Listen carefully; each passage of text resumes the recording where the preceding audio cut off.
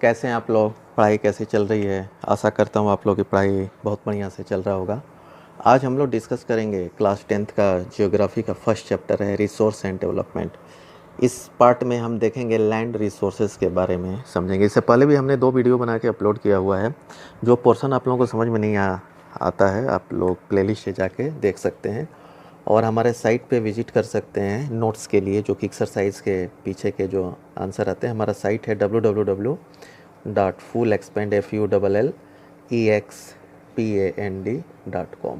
इस पे जाके विजिट कर सकते हैं और टाइमली जो है अपना नोट्स बना सकते हैं और एग्ज़ाम की तैयारी कर सकते हैं। ठीक है, अब हम लैंड रिसोर्सेज के बारे में थोड़ा सा देखेंगे। जैसा कि हमें पता है कि हम जो है लैंड पे ही रहते हैं और जितनी भी एक्टिविटी हमारी होती है इकोनॉमिक एक्टिविटी जो हमारी होती है वो लैंड पे ही होती है, अलग अलग वे में। जैसे कि जो है तो इस प्रकार से हम ये देखते हैं कि land is a natural resource of utmost important. मतलब कि ये ऐसा रिसोर्स है जो कि सबसे ज़्यादा इम्पॉर्टेंट है। ये क्या करता है, इट सपोर्ट्स नेचुरल वेजिटेशन।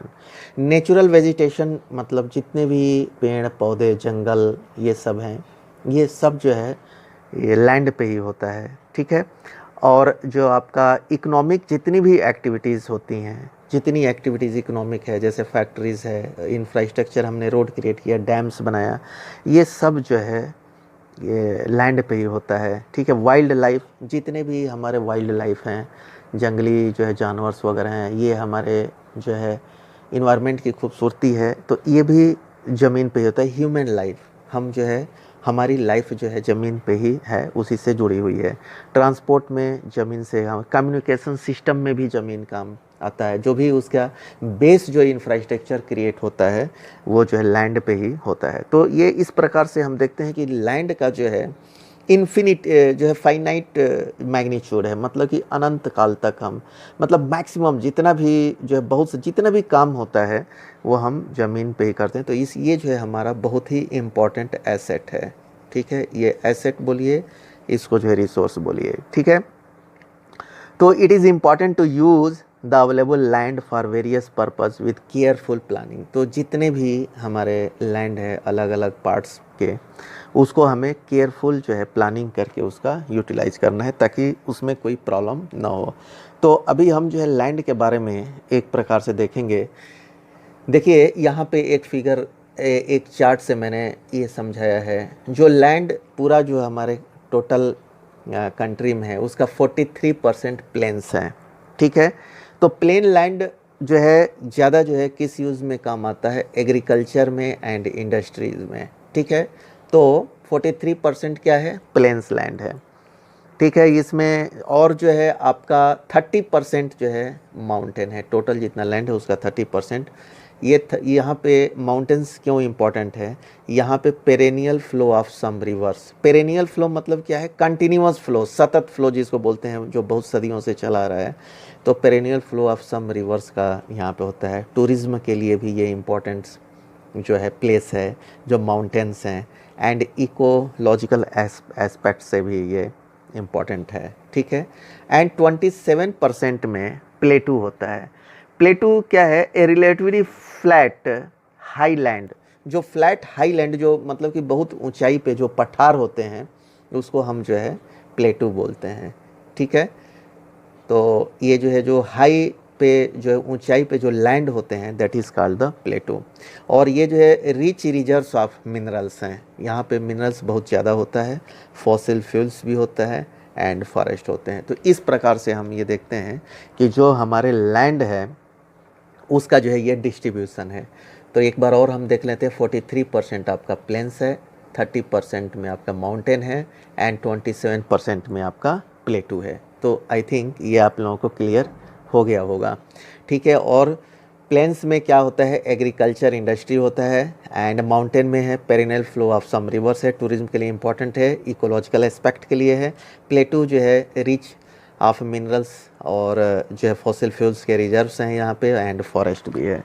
तो ये जो है हमने देखा कि ये लैंड रिसोर्सेज का डिस्ट्रीब्यूशन। अब हम देखेंगे आपका लैंड यूटिलाइजेशन। जो लैंड हमारा है उसको हम कहाँ कहाँ यूटिलाइजेशन करते हैं। ठीक है। बहुत सारे जगह पे यूटिलाइजेशन होता है, एक एक करके हम देखेंगे लैंड यूटिलाइजेशन।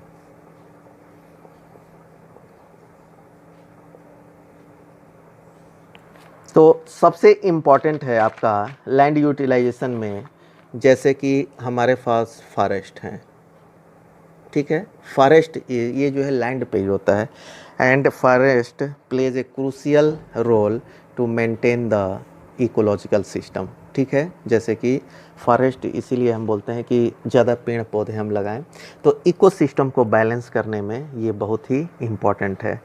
दूसरा है एग्रीकल्चर लैंड। जितना भी हमें जो है खेती करते हैं उससे हमें खाने पीने की सामानें जो है मिलती है, ठीक है, उसको हम एग्रीकल्चर, जिसमें हम क्रॉप्स को कल्टीवेट कर सकते हैं, ठीक है, उगा सकते हैं, तो वो जो है एग्रीकल्चरल लैंड होते हैं। अब इस एग्रीकल्चरल लैंड में कुछ तो आपके फर्टाइल होंगे, ठीक है। फर्टाइल मतलब क्या होता है कि उस पे जो है एग्रीकल्चर हम कर सकते हैं, ठीक है।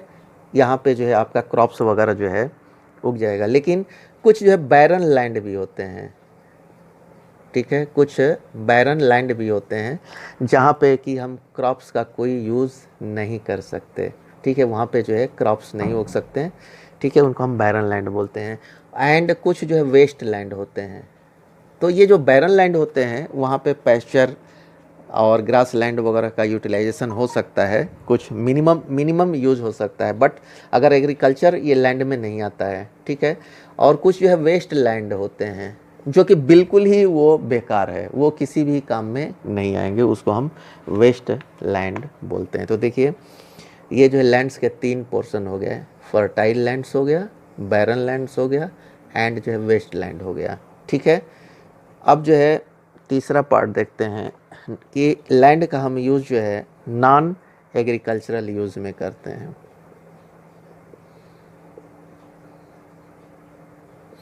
नॉन एग्रीकल्चरल यूज़ में लैंड का हम क्या यूज़ करते हैं, जैसे कि बिल्डिंग्स हम बना लिए, ठीक है, बिल्डिंग्स ज़मीन पे ही बनता है। आपका जो है रोड्स हो गया, फैक्ट्रीज़ हो गई, स्कूल्स वगैरह हो गए, ठीक है, हॉस्पिटल्स हो गए, ये सब जो है किस पे होता है, ये सब ज़मीन पे ही होता है। बट ये नॉन एग्रीकल्चरल लैंड हम इसको बोलते हैं, बट इसको हम यूटिलाइज कर सकते हैं as a non agricultural land. और कुछ लैंड जो है होते हैं जो परमानेंट पैस्चर के लिए होते हैं, ठीक है। अभी हम आगे देखेंगे जो कि परमानेंट जो है पैस्चर मतलब होता है कि जो भी पशु होते हैं उनके लिए चारागाह जो हम बोलते हैं, ठीक है, और या ग्रेजिंग लैंड बोल लीजिए, वहाँ पे मतलब कि उनके लिए घास का मैदान एक बोल लीजिए, तो इसको हम पैस्चर बोलते हैं। तो वहाँ पे फिक्स्ड है, वो परमानेंट पैस्चर के लिए ही जो है काम होता है और ग्रेजिंग के लिए काम होता है, ठीक है। और कुछ जो है लैंड ऐसे होते हैं जो मिसलेनियस ट्री क्रॉप्स, जहाँ पे जो है हम जो है अलग अलग वेराइटी के जो है ट्री जो है उगाते हैं, ठीक है। तो ये जो है हम इस तरह से ये, और इसके अलावा जो है और भी लैंड होता है जिसको हम फैलो लैंड बोलते हैं, ठीक है। फैलो लैंड क्या होता है, जहाँ पे जो है बहुत सालों से जिस लैंड पे खेती नहीं होती है, ठीक है, उसको हम फैलो लैंड बोलते हैं, ठीक है।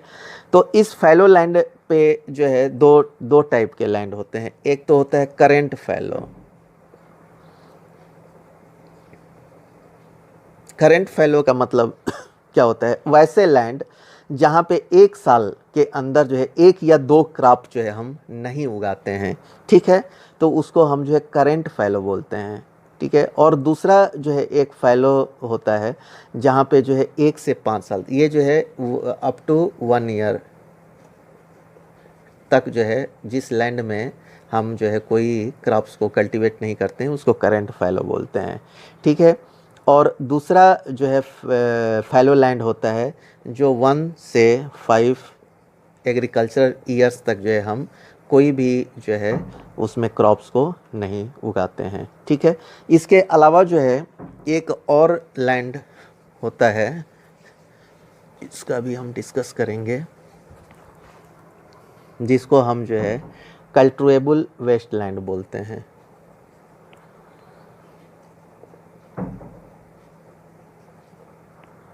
कल्टिवेबल वेस्टलैंड, ये जो है कल्टिवेबल वेस्टलैंड क्या है, left uncultivated for more than 5 agricultural years.